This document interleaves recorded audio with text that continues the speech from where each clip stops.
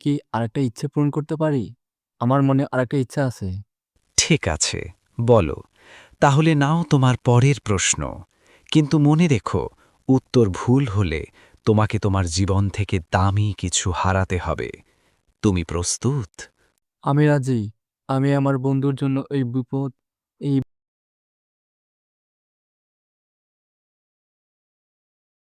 এক ছোট্ট গ্রামের এক ছোট্ট কুঁড়েঘর, যেখানে রহিম তার অসুস্থ বুড়ি মা এবং তার বিশ্বস্ত ঘোড়া বুলবুলের সাথে থাকত। মা, আমাকে মাফ করে দাও। আমি তোমার ওষুধের ব্যবস্থা করতে পারছি না। হে আল্লাহ, আমার কপাল এত খারাপ কেন? সারাদিন এত পরিশ্রম করি, তবু মায়ের জন্য খাবার জোগাড় করতে পারছি না।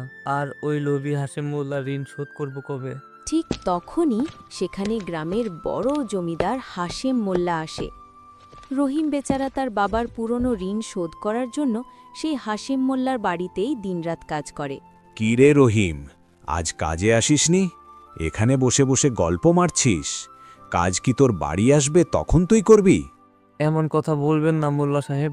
আমি কাল থেকে কাজে চলে আসব। একটু দয়া করেন না। মায়ের শরীর খুব খারাপ, আর আমার কাছে তো একটা পয়সাও নেই। আমাকে এসব বাহানা বলতে হবে না। কাল থেকে কাজে না আসলে এই কুঁড়ে ঘর খালি করে দিবি। আমি এটা বেচে আমার সব টাকা উসুল করে নেব। এমন কথা বলবেন না মোল্লা সাহেব। আমি কাল থেকে চলে আসব। একটু দয়া করেন না। মায়ের শরীরটা খুবই খারাপ, আর আমার কাছে তো একটা টাকা পয়সাও নাই। ঠিক আছে, তাহলে কাল থেকে সময় মতো পৌঁছে যাবি, না হলে পরিণাম খারাপ হবে। হাশেম মোল্লা সেখান থেকে চলে যায়। রহিম এখন আরও বেশি চিন্তায় পড়ে গেল।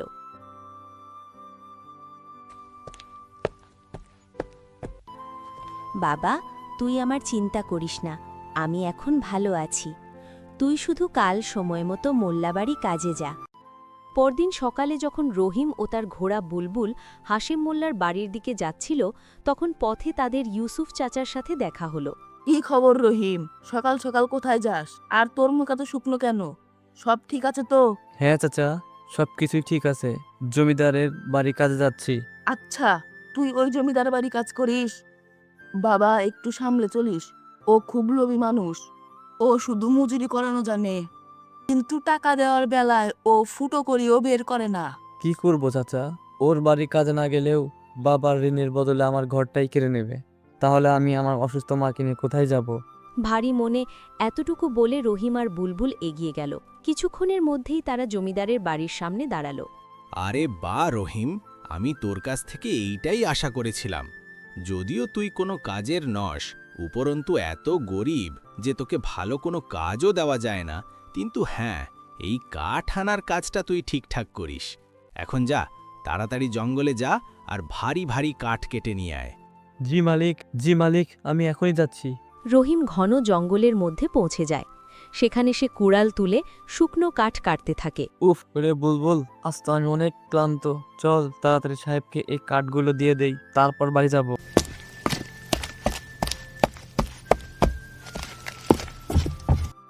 আরে বাহ রহিম, তুই তো বড় মেহনতি। আজ আমি তোর ওপর খুব খুশি। নে, পুরো ৬০ টাকা এই রাখ। আর এখন দফা হয় এখান থেকে। আর মনে রাখিস, কালও আমার এই রকম কাঠ চাই। ঠিক আছে, যা এখন। সেটার কথা শুনে সেখানে উপস্থিত এক ব্যক্তি বলল, ভাই, এ কি করছো? ওই বেচারা এত কষ্ট করেছে, জঙ্গলে গিয়ে ভারী কাঠ এনেছে, আর তুমি ওকে মাত্র ৬০ টাকা দিলে? এটা তো খুব কম ভাই। এতে ওর দিনের খরচও চলবে না। ও ভাই, তুমি জানো না, ও একটু বোকা ধরনের মানুষ। ও জানেই না কোন কাজের কত টাকা পাওয়া উচিত। আর দেখ ভাই, দুনিয়ার নিয়মই হলো বোকা আর দুর্বলকে শুরু থেকে দাবিয়ে রাখা হয়। এখন তুমি বলো, আমি আমার ফায়দা দেখব নাকি ওদের? এটা ঠিক আছে যে তুমি ওকে ঠকিয়ে নিলে, কিন্তু ওর বাড়ির লোকজনও কি বোকা? ওরা কিছু বলে না? আরে বলবে কি করে? পরিবার থাকলে তো বলে। ওর বাপ ছোটবেলায় মারা গেছে, আর বুড়ি মা অসুস্থ থাকে। গরিবীর কারণে ওর বিয়েও হয়নি। বেচারা কি করবে? ছোটবেলা থেকে আমি ওকে আশ্রয় দিয়েছি, আর তখন থেকে ও আমার জন্য কাজ করছে। ওর দুনিয়াদারির জ্ঞান বলতে কিচ্ছু নেই। তুমি না খুব ঘৃণ্য মানুষ। মানে এত বছর ধরে ও তোমার জন্য এত কম টাকায় কাজ করছে, আর এর চেয়ে বেশি তো ভিখারিরা এক জায়গায় বসে কামায়। চুপ কর। এখন কি আমি ওকে আমার বাড়ি দিয়ে দেব? তোর যদি ওর ওপর এত মায়া হয় তুই ওর ঋণ শোধ করে দে। না না ভাই, আমি কোথায় শোধ করব? ছেড়ে দে, আমি এসবে পড়তে চাই না। বাড়ি ফেরার সময় সে ওষুধের দোকানের সামনে দাঁড়িয়ে গভীর চিন্তায় ডুবে গেল। হে আল্লাহ, আমি কি করি? এত কম টাকায় মায়ের জন্য ওষুধ আনবো নাকি বাড়ির জন্য খাবার, কিছুই বুঝতে পারছি না। এতে হয় আমরা 3 জনের খাবার আসবে, না হয় শুধু একজনের খাবার আর মায়ের ওষুধ আসবে। রহিম নিজের ক্ষুধা মেরে দিয়ে সেই টাকা দিয়ে মায়ের জন্য ওষুধ নিয়ে এলো। মাকে খাওয়ানো আর ওষুধ দেওয়ার পর রহিমও ক্ষুধার জ্বালায় না খেয়ে সেখানেই মাটিতে শুয়ে পড়ল। পরের দিন সে খুব ভোরে উঠে সবার আগে গ্রামের মসজিদে যায়। হে আল্লাহ, আমি রোজ আপনার ইবাদত করি আর আমার সমস্যাগুলো আপনার কাছে পেশ করি। একটু তো আমার ডাক শুনুন আল্লাহ।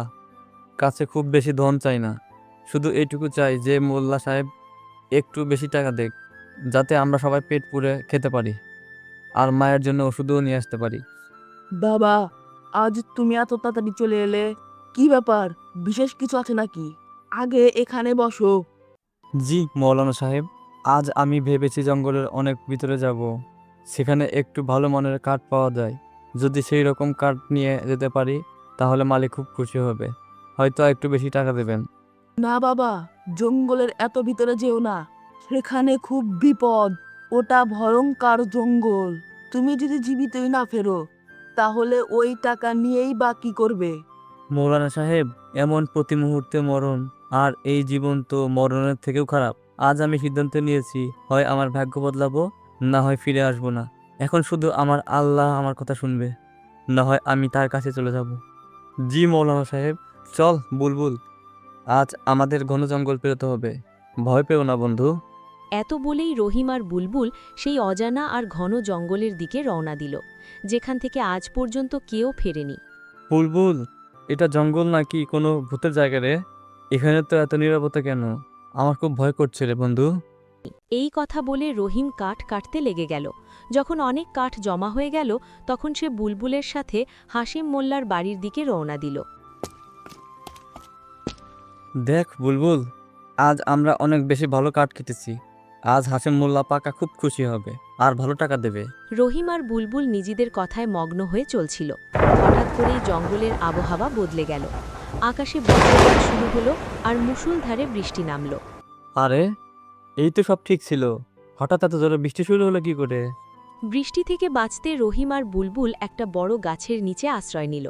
বৃষ্টি থামার অপেক্ষা করছিল, ঠিক তখনই রহিমের নজর একটা বড় পাথরের ওপর, যেটা অদ্ভুতভাবে জ্বলজ্বল করছিল।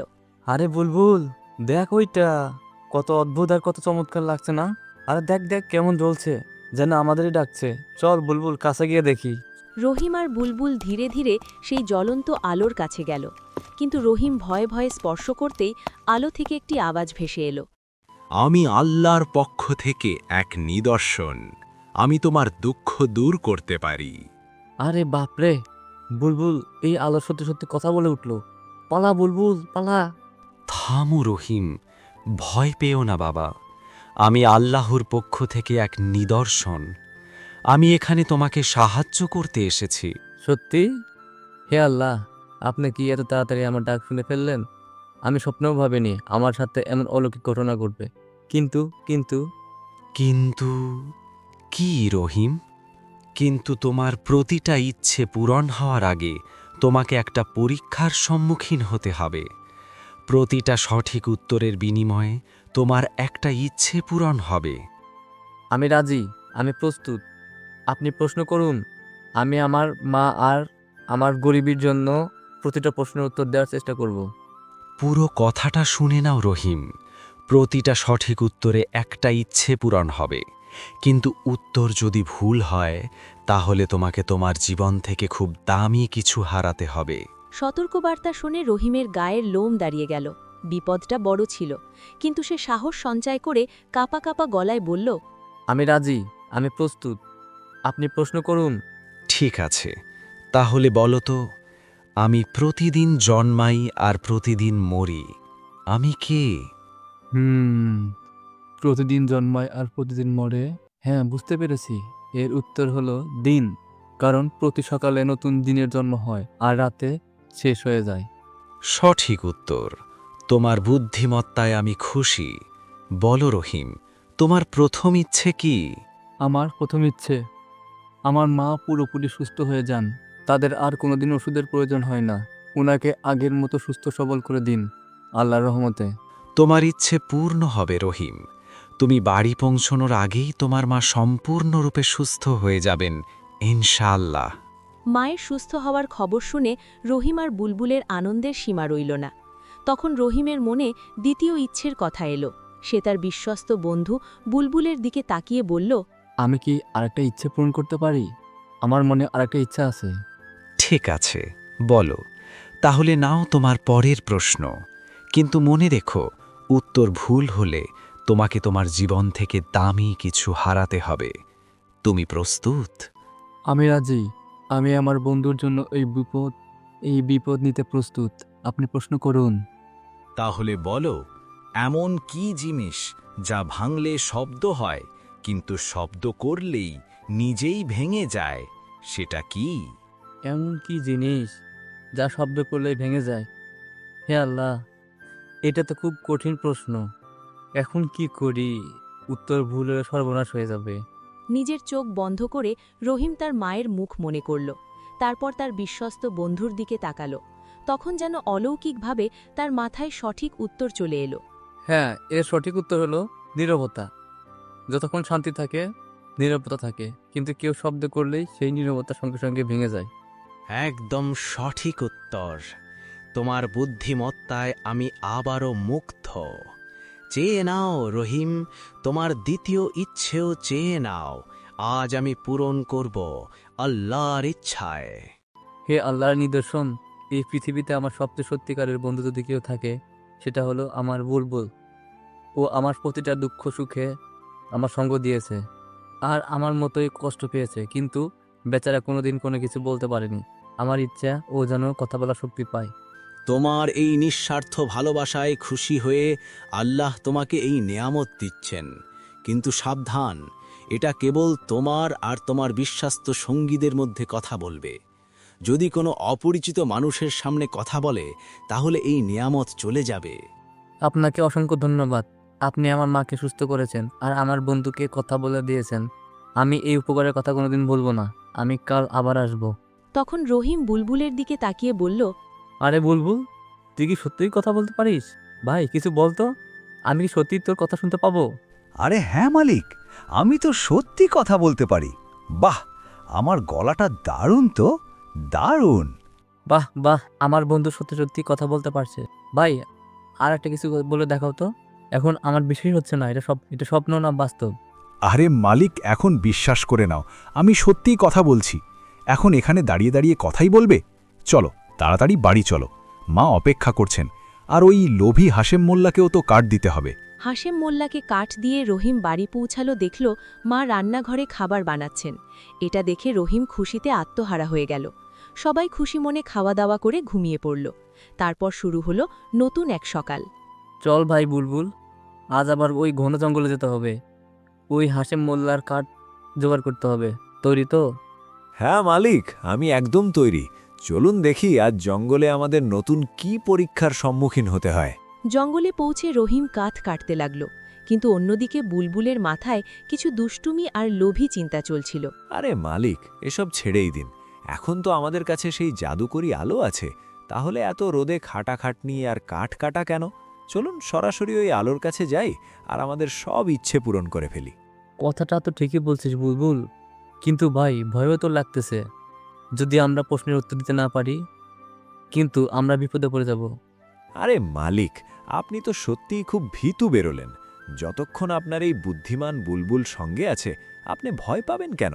আমি আছি না প্রতিটা কঠিন প্রশ্নের উত্তর দেবার জন্য। আপনি শুধু চলুন।